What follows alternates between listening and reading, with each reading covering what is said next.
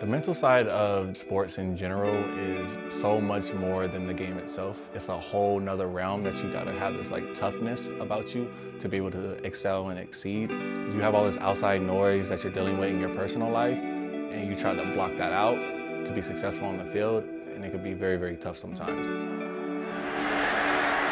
he goes down the first time. Derek Malone Jr. again. Being a student athlete puts so much weight and so much pressure on me. So trying to make my family proud, make myself proud, make my coaches proud, it's just a lot of pressure and with a whole lot of eyes on you. And when you're 18, 19, just trying to figure out who you are as a person, it could be very, very tough. Steps up, zips it down the middle, intercepted, coming the other way again. For the second time tonight, this is Derek Malone. And Malone is gonna score. Touchdown, Oregon. I felt like I was really wearing a mask a majority of my college experience. I wanted to keep up that facade that I was perfect, that I had everything together. I wasn't being my authentic self. And that's where the depression and the confusion about my identity started to really creep up. And that's where the spiraling thoughts started, like creating like, is something wrong with me? You go home at night and you're just laying down in your bed and you're just like, whoa, like I'm so unhappy right now. And I don't even have the tools to pull myself out of this place. Like, what do I do? The only thing that I knew about is just like fake it till you make it.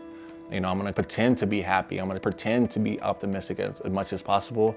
And then maybe someday I'll actually live that truth. When I first talked to a professional, I didn't know who I was and I didn't know my purpose. And that was the first time I pulled off that mask and I was like, I'm not okay. I'm really, really struggling. Once I figured that out, that's when I was able to kind of reverse engineer everything and try to figure out like, who is Derek and why am I here on this planet? What is my purpose? What do I really need to be sustainable and happy? And that's when I felt like my life really changed.